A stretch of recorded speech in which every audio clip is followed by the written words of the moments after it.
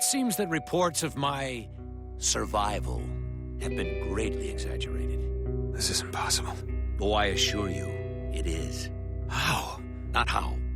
Why? You were never meant to come here. We have our orders. Leave the city, radio command from outside the storm wall. They send in the cavalry, we go home. Hello there, Seraphim17 once again. This is my Spec Ops The Line, FUBAR Difficulty video walkthrough. This is chapter 14, essentially the last mission of the game, entitled The Bridge. So the beginning of this is probably the hardest, because it is a massive checkpoint, or their lack of. You're going to be killing about 50 or 60 guys, a bunch of dudes on turrets, a bunch of people in, dug in positions, and you're going to be doing it all from a pretty rough perspective. But once you've done that and you clear the next room, everything after that is all more patience, and I didn't find it that difficult, but like any other game, everyone's going to have the certain moment that they disliked, everyone's going to have a certain moment that kicked their ass, and if this is the one for you, then it's probably not going to be the most fun. But you've got a scar, we've got the light machine gun on our backs, we've got plenty of grenades, we've got everything we need to beat the game. And the only thing you need to be aware of here is the dude on the turret will kill you so quick. The turret is just over there. That's me trying to get a spawn noob tube, but I don't think it works. I'm very liberal with my tubes. If you're having difficulty, do not be as cavalier as me. Make sure that you make every bullet hit, and it should be pretty simple. Should be sorted out. Your teammate here is either going to be your best friend or be your worst enemy, depending on how he behaves and how you command him. My advice is don't command him. Let him do his own thing, and hopefully his own thing involves staying alive. If it doesn't, probably going to have a real rough day. But over here is where the turret is. The guy stood bang next to it. I have the sniper rifle from the previous level. The cool thing about this gun is it kills pretty much everyone in one bullet except for heavies. I think they take 2. And it's not the most intuitive gun to use, mainly because you can get killed in the time it takes you to get out of the scope. But at the same time, if you do hit them, it's money. So it's all pretty good. But there's nothing too much to say, guys. It's just stay patient, stay sharp. You've been playing this game for X amount of time now. You should be in a position where you have every skill at your disposal to win.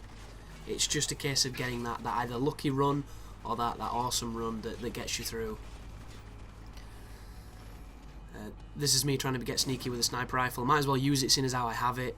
In previous videos I've mentioned that I hated the sniper rifle, and it's completely true. Not because it's a bad weapon, just because on this difficulty you get shot so quickly and it does so much damage that you usually die before you get a chance to do anything worthwhile with it. But I'm going to talk about a couple of things while they're on my mind. A ton of stuff to talk about, guys. A lot of it is, specifically different topics to Spec Ops, which is a shame, because as great as this game is, there's not that much that I want to really talk about. The biggest thing I would talk about is the ending, but I don't really like to do that type of stuff on my videos. I'm not the biggest guy for giving away too many spoilers unless it's old. And the ending on this game is kind of a fuck you in many ways, because it fundamentally fails, and I find it difficult to get behind that, mainly because they had so many opportunities to give us something that's worthwhile, and they kind of just, oh, it's a dream, and I don't know, everything about that just offends me. So I'm going to talk about some other stuff, and I've been mentioning how I'm trying to get streaming started. I can't wait to do that. There's a lot of stuff I want to do with that. I've been playing a couple of games on my Love Film account. One of them is Battleship, which, if you're looking for, easy achievements on a game that is not completely terrible, Battleship is your game. It's a mixture of strategy and first-person shooting. The shooting is terrible. Visually, it doesn't look too bad for this kind of game. The people that made it and put it together, they've got an idea what a decent-looking game should look like. It just doesn't play that well. The other angle of it is the ability to on-the-fly command your battleships to have these nautical battles against other ships and also support you on the land. And it's strangely addictive and interesting. It's such a cool premise because When you kill people, they drop essentially power-ups or some kind of, trump cards, and everything that they drop is in relation to your boats and their abilities on the sea. So by doing things on land, you're helping your ships in the sea, and therefore they will kill stuff in the sea and then help you on land. And it's this awesome dichotomy, this relationship that there's parts of this game that feel good, and it isn't a good game. It's a very average game, but it's still very playable. And the boat stuff, as dull as it sounds, it probably sounds like, dull as sin.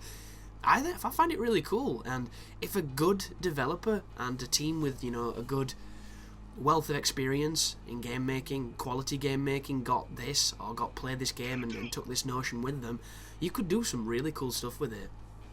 It's just a shame that, unfortunately, this is based on a movie that had Rihanna in it, and, the movie based off the ever-exciting board game that involves literally sitting for 2.5 hours trying to guess coordinates. So I suppose they did the best they could with what they had.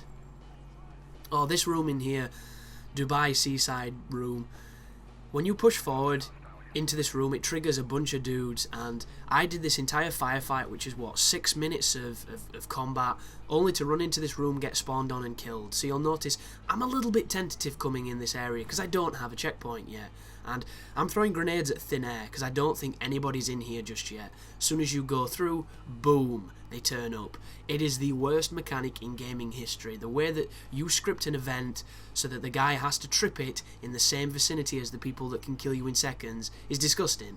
And hopefully, we'll find a better way of introducing enemies in the next generation, because this is bullshit, utter bullshit. There should have been a checkpoint. That's necessary. But for them then to do this kind of stuff, not a fan at all. Doesn't make it exciting. It makes it cheap. So I think I triggered it then by shooting, because I heard something speak. I'm not entirely sure what. But I guarantee you guys, if you run in this room and you get caught, you are dead. There is no second chance. There is no backing up. There is no, responding with reflexes. It's just mild death. There we go. There's the trigger. There's the trip. Look at them. 3 enemies 5 yards in front of you, each of them capable of killing you in moments. Bad game design, folks. It truly is. But the second game I've been playing is Sniper Elite. I don't know if I've talked too much about it, because I did do a balls deep of it, and it is a fun game. I'm at that point now where I'm kind of burnt out on it. I'm supposed to go back through collecting the collectibles, and I seriously cannot be arsed. I don't know what changed. From the days I was an achievement whore and I would literally do any menial task for several hours for no real reason other than to get the achievements. Nowadays, the concept of picking up 100 unnecessary things, I would just rather not. It's just not in me anymore. It's almost like it's left me through osmosis in a bath a couple of months ago. I don't get it, and I won't do it. Which is a shame, because there's a part of me that still wants to be the completionist I used to be, and I'm just not. But it's a decent game. It's got a co-op as well that somebody wanted to do with me. I don't know if I'm going to have time to do that, because it means playing more of the game, and I'm just I feel like I've played enough at this point. I'm getting to the point where it doesn't take me long to feel like I've experienced the full experience that some of these games have to offer. Oh, this sequence here, guys. There's a bunch of mounted guns. There's a lot of enemies that seem to take a lot of ammo and keep on coming, but they are a finite amount of them. So stay in cover, play intelligently, do not get crazy or rush, because all that happens is you get killed and the checkpoint is nowhere near as good as you want it to be.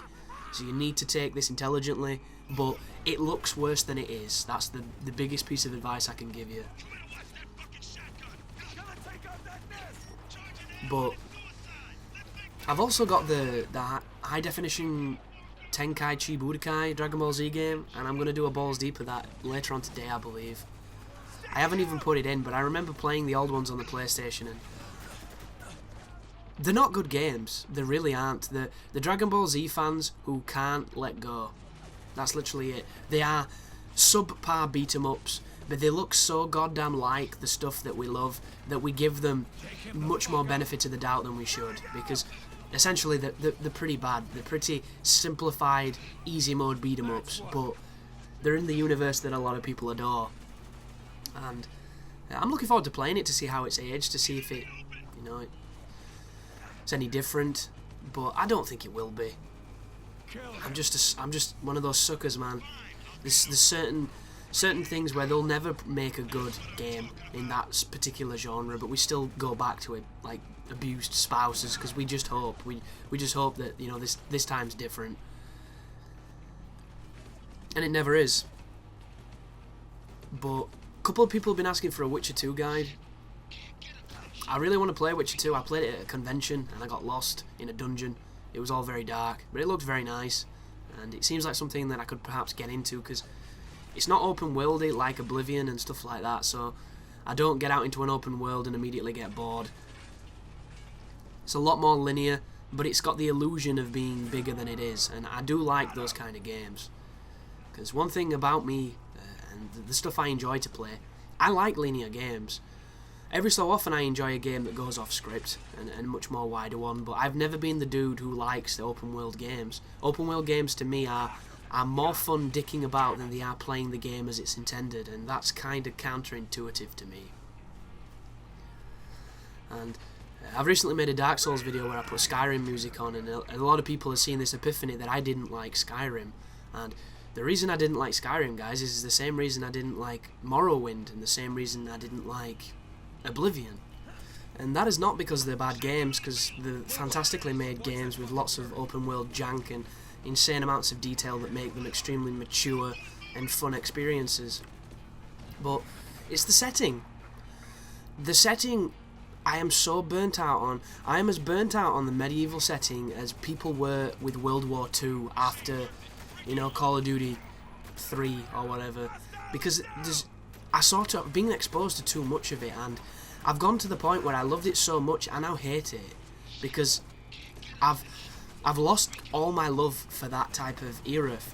That's why I can't get into, what's it fucking called? I can't remember the name of it now. Game of Thrones. I can't do it because I'm just burnt out on that type of stuff. It's too much. And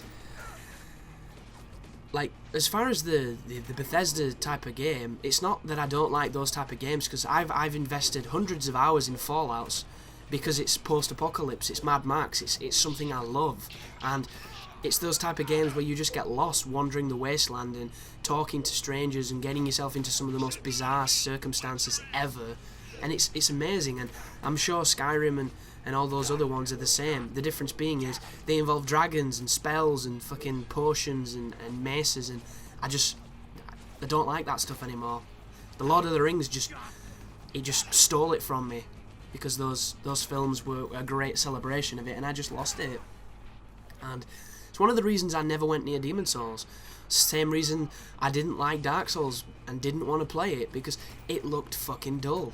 It looked like that genre of stuff I really don't enjoy, and I wish I could get past that, because things like Dragon Age, I really wanted to play Dragon Age, but it's that same setting. I just can't do it, and I know I would have enjoyed Dragon Age because it's apparently a fantastic game, because, you know, Mass Effect with dragons and shit, and no guns obviously, but I can't do it, and it sucks. It really does. It's like prejudice. It's like some kind of gaming xenophobia, and I can't get out of it at the moment, so I'll forever not be able to really enjoy those games. Additionally to that, when I did play Skyrim, and I beat Skyrim, guys, it's not like I don't know what I'm talking about, that game just did nothing for me. The music, like, made me walk around constantly with an erection, but everything else was just, like, I did a massive rant on one of our podcasts that actually ended up getting lost because the recorder ended up stopping midway through it. But the boys were pretty much in tears, because it's true. Everything I said, even though I said it ridiculously and very silly, was true. And it pretty much summed up all my opinions on Skyrim's combat, which is, you know, people don't go to Skyrim for combat, because they go there for the Bethesda experience, for the open world, for the roleplay, for just the detail and the maturity. But you can't get away from the fact that you spend a large majority of that game doing a mechanic which is completely redundant and bad, and that is the fighting. And the only stuff I did on it was bows. I used to sneak around shooting people and getting crits, and even then, it gets to the point where one dickhead is so tough, because you're in a place you shouldn't be, that you've shot him 90 times in the face, he's walking around like a hedgehog, and you're not even hurting him. Just not my game, guys, but doesn't mean it's a bad game. I think that game is one of the best that's come out on this generation of hardware for what it's done, and the most exciting part about it, as I've mentioned numerous times, is the fallout that's going to follow using the same technology, and I can't wait for that. But as it stands, that's my reason why I don't like those games. Just can't do it. Like, I got Morrowind, and I was started in that first town. I walked into the first house, I stole everything off the shelf because you could. Then I walked out, somehow somebody'd seen me do that, and all those gold guards started attacking me in the super armor. So I cheesily killed all the guards in that village and forever scorned everybody in that part of the world. Got bored, turned it off, and never played it again. That's my Morrowind story.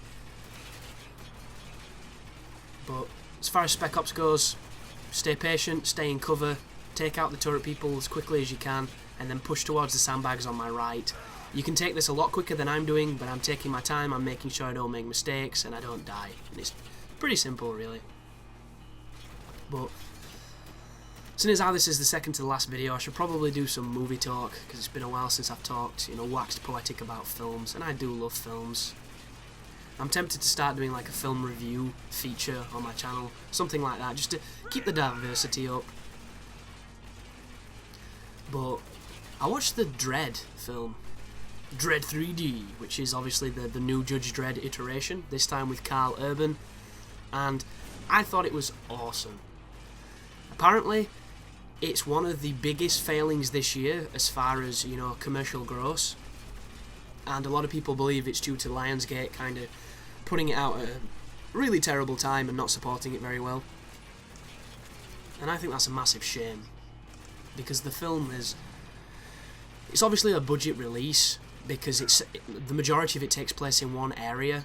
That's not to say that it's not good, or that the film itself doesn't look like money was spent, because it's highly stylized and it uses everything it does extremely well. It's just, you can tell that it's not $200 million or something stupid like that. I don't really know the budgets that these fucking films get, like Transformers and stuff, but it uses what it's got really well, and it obeys things in the comics, and it does so many little subtle references to them if you're a fan of Judge Dredd, the series. And Karl Urban is sublime. He pulls it off so well. He's got the grimace, he's got the deadpan, there's surprisingly decent writing in it. It's nothing I expected it to be, and I think that's the best kind of film, when you get completely surprised, but surprised in a good way. And there's an interesting progression of struggle and victory and despair and all the other great emotions that add towards it. There's also a very deliberate adult tone to it, because those comics were adult, and this takes that forward. There's a great performance by I think is it Lena Hadley. I'm not too sure what the name of the female actress is who plays the bad guy, the main bad guy, but she does a fantastic job. She's extremely menacing, and it's spot on. There's a couple things that I would have preferred. They're using an older version of the Lawgiver, which is the pistol that the judges have, and I really like, is it the Lawmaster Mark II, the one that was in the terrible Judge Dredd film, because I just think it looks cooler. But aside from that, I just love what they've done. My biggest criticism of the film is that you get less of the judge culture, you get less of Mega City, less of the politics, less of the universe, but at the same time you get so much more for what it makes up with the action and the set pieces, and just that it's a little bit of a character study of somebody we already know, because we know that Dredd's a badass, we know that he doesn't take no nonsense, but it's always nice to see it from the rookie's perspective, which is great little trade-off that they've done with the setup for the film, where he has to escort somebody on essentially a test to see if they can be a judge, which is the female supporting role, who I can't remember the name of. But the one thing I've got to say about this film is the effects. Jesus titty fucking Christ. I creamed when I saw those effects. There's a drug in the film called slow-mo, which comes from these inhalers, and when people take it, it seems like time is travelling at 1% of its regular speed, And they do this effect, which is very Chuck Anderson-y, if you've ever seen his artwork, where they make the exposure slightly higher, so everything looks glossy, everything looks almost surreal. They add some, particle effects to make it smokier, and then they make every single surface that's got a sheen or a shine to it, they make it sparkle. And it just looks beautiful.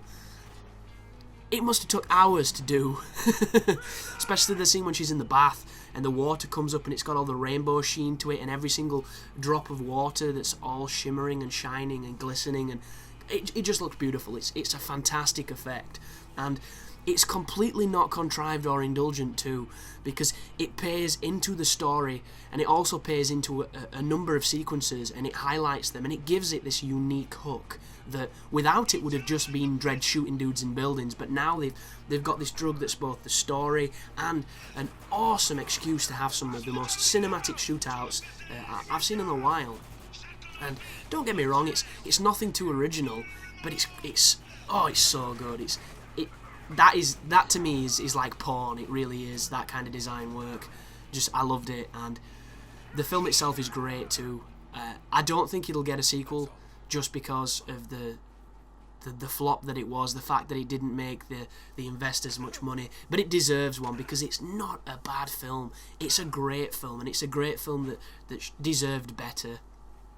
Oh, by the way, guys, as soon as you move forward towards this door, it's going to trigger this interesting scene where a heavy with an AA-12 is going to start attacking you. The game thinks or your mind, should I say, thinks it's your previous companion, but it's not.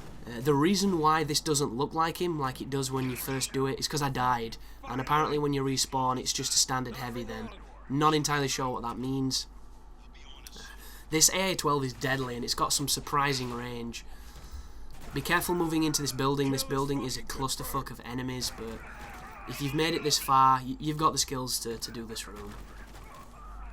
But yeah, if you get the opportunity to see Dredd, walk in with an open mind and enjoy it. And just bear in mind that the reason why the first Dredd film was as bad as it was is because of Sylvester Stallone. And I love Sly, I really do, but the more you research that film, the more you realise that he essentially cut off its balls and turned it into that ridiculous thing that it was. And the first reason is Sly was getting paid so much at that moment in time because he was a popular movie star that they couldn't cover his face up, so you immediately ruin the fiction by taking off Dredd's helmet. And then above that, the director said it was an absolute nightmare working on that film because Sylvester Stallone kept trying to change the script to be, the way he would do it, because obviously he's a filmmaker. It's very difficult to turn off that type of stuff, and the director did not have full control over his film, which is criminal, and it sucks. I've been in that position. It is a bad position to be in, and you feel like your hands are tied, and it's awful, and I really feel for that guy, because I do think that Judge Dredd, the original, is a guilty pleasure of mine. It's a film I can sit down and watch and enjoy because I like the Dredd universe, but at the same time, if you're a fan of the comics, it's the ultimate piss on your girlfriend's chest. It really is. But this is the last firefight of the game, effectively, guys. Once you kill everybody up here with your grenades, with your AA-12, with your sneaky tactics, however you want to do it, you'll push forward, you'll trigger some cutscenes, and then the next level is purely expositional. But this has definitely been one of my surprises of the year, because the demo, I've got to say, did this game a massive disservice. The demo was shit. All it was is shooting, and the shooting on this game is terrible. They should have shown much more story, they should have shown much more development, they should have just shown the best parts of the game, and then you wouldn't have needed to buy it. You would have had all your experience, and it would be completely flawed, and a failed demo nonetheless, but you know what I mean. We're currently on the 10th of January. In 5 days, Devil May Cry is released. I'm hoping I'm going to get it early, as I normally do, and it's going to be a Dante Must Die difficulty guide, because generally Hell in Hell is not as hard. Nowhere near as hard, in fact. Even though people who don't understand the game or who haven't played it a lot always seem to think that difficulty is the hardest. It's not, folks. Trust me. But all you've got to do there is run. Stuff's going to blow up, and we're going to wake up in a very interesting section of this game. But that's the end of the video, guys. I hope it helped. If you're wanting full strategy, check out Big Benedict's guide, because I assume he talks a hell of a lot more about those sequences than I do. I just like to wax poetic about the things that are interesting me at this moment in time. But as per normal, you take care now.